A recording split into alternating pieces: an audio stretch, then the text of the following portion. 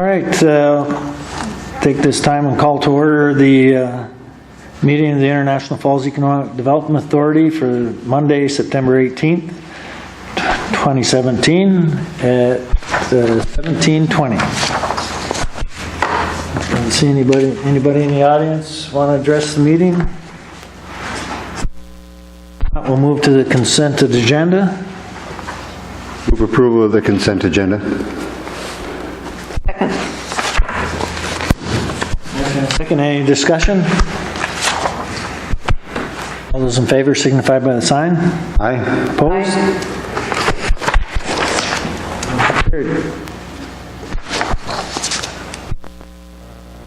To financial reports. Move. Second. Treasurer, I'll do that. Motion and a second. Any discussion? Discussion? All those in favor signify by the sign. Aye. Aye. Aye. Motion carried. To number 5 on the report, Mariner Farms aquaponic project update. All right, I contacted Bruce on Friday? When was that, Ken? I was in your office. Thursday or Friday. Learning from him that Mariner Farms is opening up an aquaponic. I'm not certain it was aquaponic. I didn't ask the question. In Thunder Bay in January. Superior Foods is doing it. So I asked him. I said, so where does that put our project here? And he said that he talked to Superior Foods about it, and they were positive about us being on the list, but that isn't really very. I guess my issue is the agreement was with Mariner Farms, not Superior Foods. So I need to. I said, Bruce, you got to come up here. We got to meet with you. We got to figure out where we're at with this. So that's where I'm at with that. And so I totally expect him to be up here before the end of September. And I think that's something we really need to do because we have do we have a developers agreement, right? We do with Mariner Farms.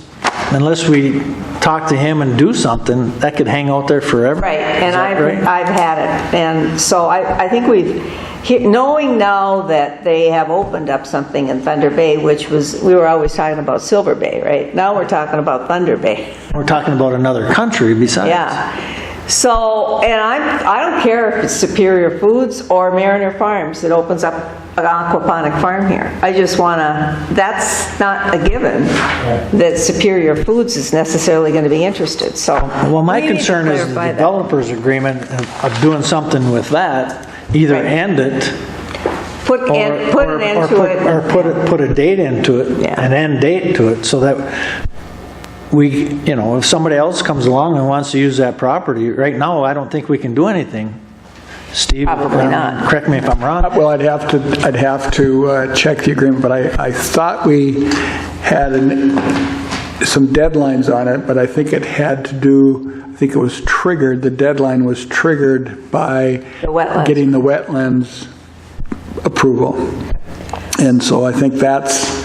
It goes, I think there was 1 year, if I'm remembering it correctly, from the time of the wetlands approval.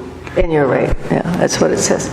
So anyway, just give you that update. What's hopeful is that a business has found this to be viable, a very large business, and, but that's the only hope I can hold out at this point. And, Well, it's been hanging out there for a couple of years, so it'd be nice to hear from him, what his intent is, and if we're going to move forward or not, and if not, then we can at least try and find someone else that might want to use that property. Right, and I think that, maybe it would behoove us to reach out to Superior Foods, but without a conversation with him, and, how does Mariner Farms fit into the scheme now, Very good. We'll just wait, see if we get a meeting going. It's going to be the end of the month if I have to drive down there myself, I guess. Well, and you certainly, Mr. President, I think you're absolutely correct in that, Mariner Farms has tied up this piece of land now for several years. We've had no real indication that anything is going to move forward.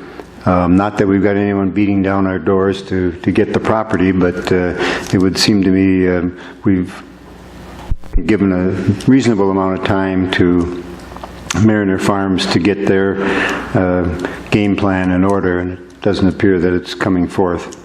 The other question I would have is, does Mariner Farms owe monies to business in this town? Yes, they owe money to Dave Serrano for work on the wetland credits. And where is that money going to be forthcoming? Are we involved in that at all as a city, or is that a separate situation? I think we agreed to pay the first $1,000 of that bill. So we were involved also on this wetlands, and we've remitted our funds to Mr. Serrano? We have. But Mr. Bruce has not. Mr. Carmen. Right, and that's the other reason I want him up here, because I want to get that clarified. There's confusion there. And I hope it's just confusion. It'd be nice if he'd come here and start something, that's for sure. More on that? that's all I have. Okay. We'll move to number 6, is correspondence from the Great Northern Transmission Line. Mr. President, if I may, that's just basically a mailing that went out to the Economic Development Authority, and it kind of explains where they're at, talks about they've got different segments set up, and they're moving forward with upcoming tree clearing and then soil boring activies, and the second page is a map. So that was just mailed out to us, and I'm providing it for your information. As you might recall, we did have 2 small easements that were granted to them in order to allow them to do some clear clearing within their construction zone. So, And Brian and I viewed some of the clearing already of the right-of-way for that. Takeda. And I was in Big Falls on Thursday and was told that the Great Northern Transmission Line work would be moving down the county and coming in by the Big Falls area, and that they could likely see some economic impact from that. For a short term though, right? I mean. Yes. Yeah, I don't know, probably through the winter. Right. The question I have about this too is I know that the Minnesota Chamber of Commerce was pushing a PUC initiative to eliminate property taxes on transmission line property, which would have meant $1.2 million to the county, I think, if I recall the number correctly. Wondering, where that's sitting? Are we going to lose that money, or is Minnesota Power going to get that too? That's up to the legislature. Definitely a good question. Yeah. No doubt about it, because I'm sure the county's been counting on that money. Yeah, well, you know how I feel about the EITE law, and this one, on top of it, just frosts me. But Well, it's been, I can say it's been an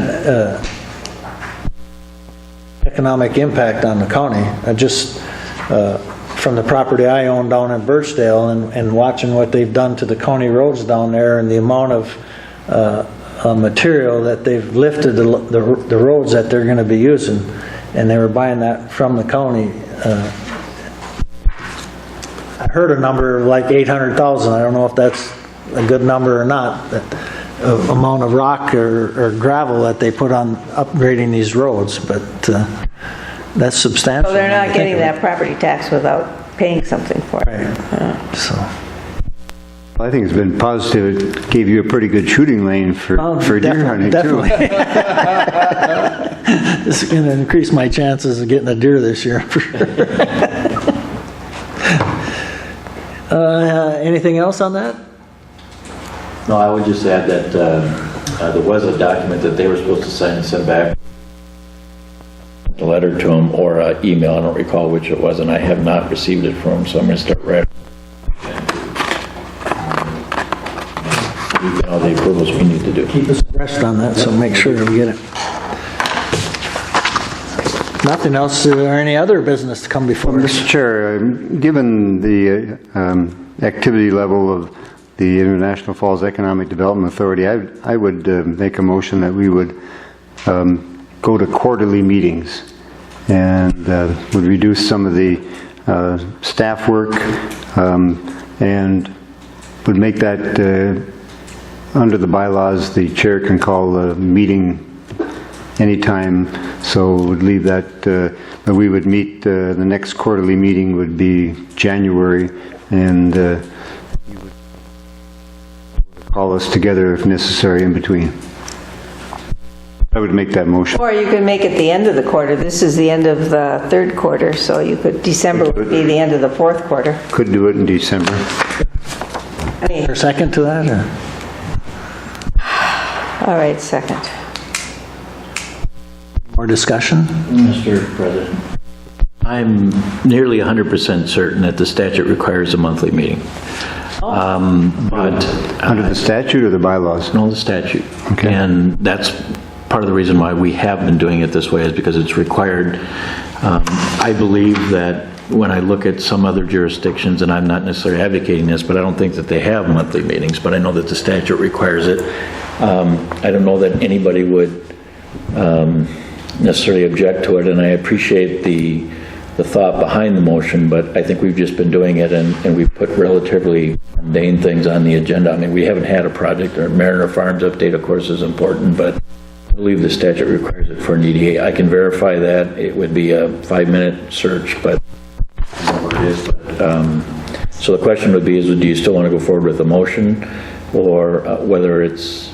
Would we just make it that it's contingent on the possible, or that it's under statute that it's possible? And if not, we'll just continue with the monthly? Okay. Is that okay with the motion? I would make that part of the motion, that it be contingent upon it being acceptable under the statutes of the state. Did I second that? Yes. Okay. Any more discussion? I just want to say that this is an example of you need staff to move an agenda forward. You can't really expect the council member or the commission members to, act as staff. And so what we're seeing that's happening to the EDA is just a lack of a staff position. And it sort of breaks me up that we've come to this point, but that's the reality. More discussion? Not all those in favor signify by the sign. Aye? Aye. Aye. Those opposed? Motion carried. Thank you. Any other business? If not, we'll stand adjourned at 17:32.